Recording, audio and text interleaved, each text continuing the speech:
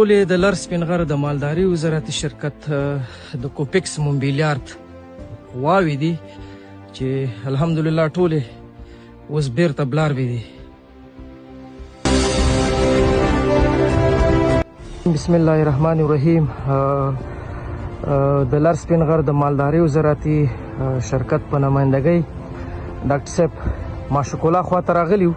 سپین غر د مالداري وزارتي شرکت سره د نسلونو په اصلاح کې لګیا دی.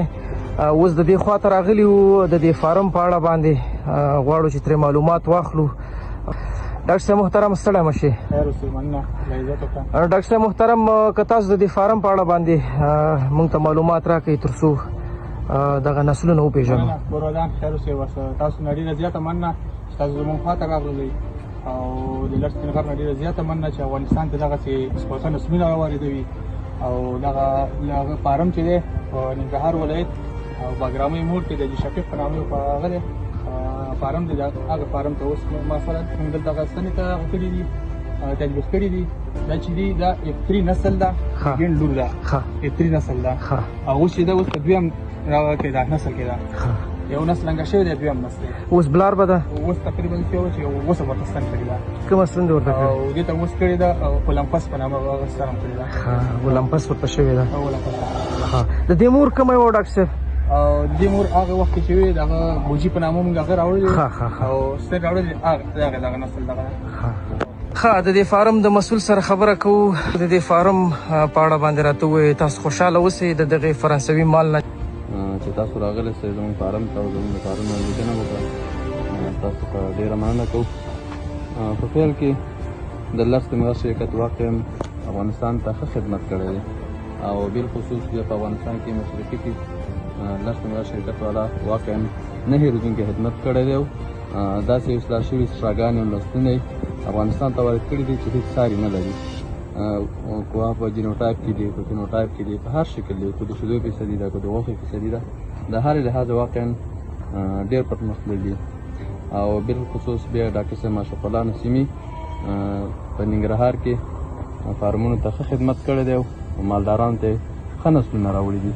نو بیا هم د ټولو نه نړۍ مننه کوو چې داسې یو ښه خدمت یې کړی چې نه هېرېدونکی.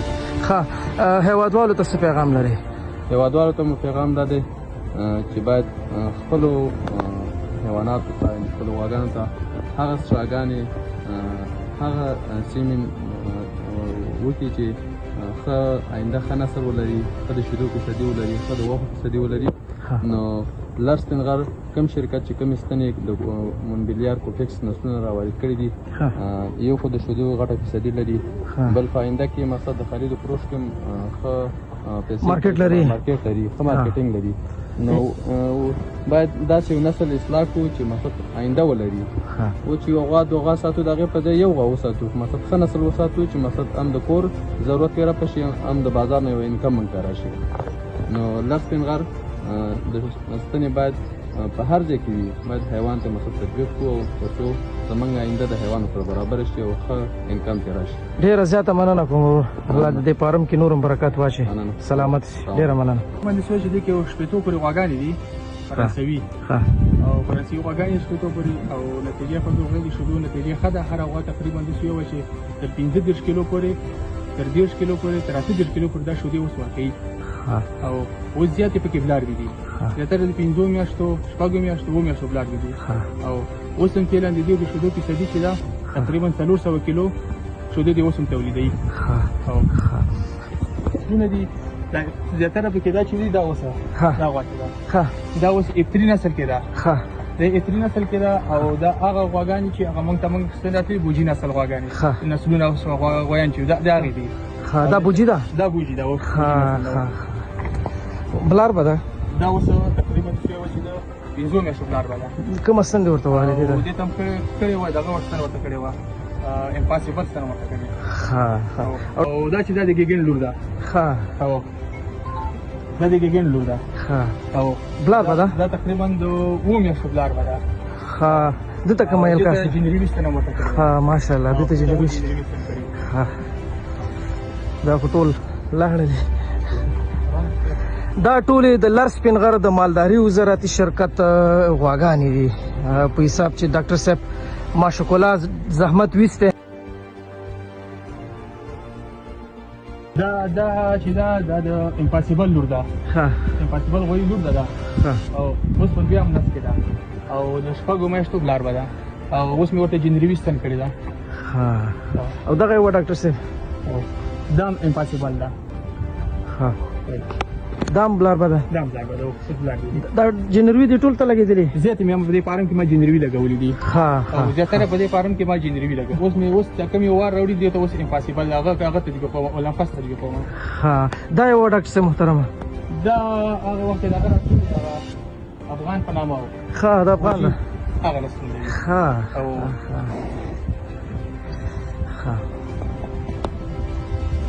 ها ډاکټر صاحب محترم دا کومې غواګانې دي دا هومیګارد دی ها دا هومیګارد دی ها اوس بلار به ده دا اوس بلار به ده جنروي نه جنري نه بلار به ده ها او دغه څنګه چې د ډاکټر صاحب دا توره دا امپاسیبل ده ها دا امپاسیبل ده دا هومیګارد ده ها دا هومیګارد دام بلار به ده او دا بلار به ده د تم جنروي لګېدلې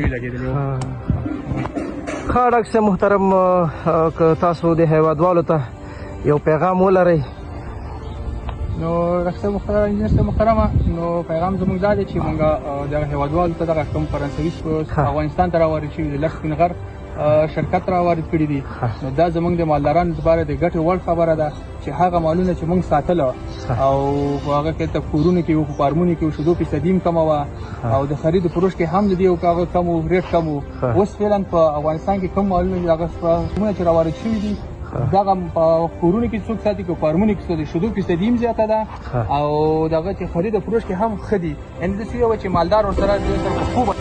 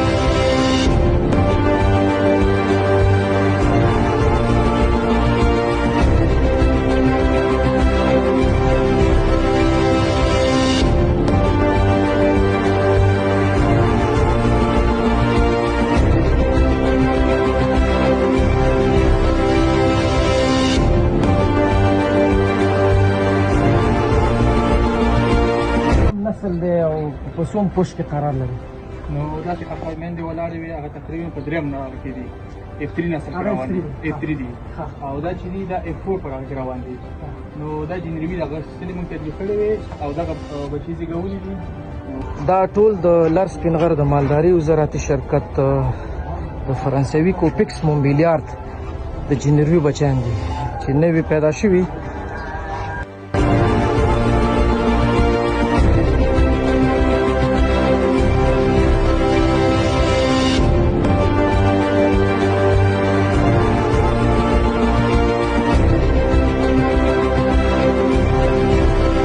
جنروي دی دا جنري دی ښه ماشاءالله او اول د چراغ لیدا ښه بیا ما په دې فارم کې تدریس کړل ښه دې فارم کې